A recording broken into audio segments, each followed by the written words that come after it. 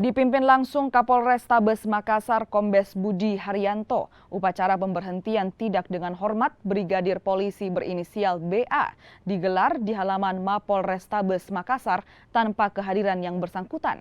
Berdasarkan lampiran keputusan Kepala Kepolisian Daerah Sulawesi Selatan, Brigpol BA dari Satuan Samapta Polrestabes Makassar terbukti secara sah dan meyakinkan melakukan tindak pidana penyalahgunaan narkotika jenis sabu dan telah memiliki kekuatan hukum tetap dari Pengadilan Negeri Bulukumba. Kini Brigpol BA sementara menjalani hukuman penjara di Lapas Bulukumba, Sulawesi Selatan. Polrestabes Makassar telah memimpin upacara pemberhentian tidak dengan hormat dari Dinas Kepolisian Negara Republik Indonesia atas salah seorang anggota Polrestabes Makassar yang sebelumnya bertugas di Satsamapta Polrestabes Makassar. Itu pangkat dan inisialnya sama?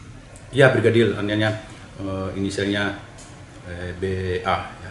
Untuk kasusnya sendiri, Pak?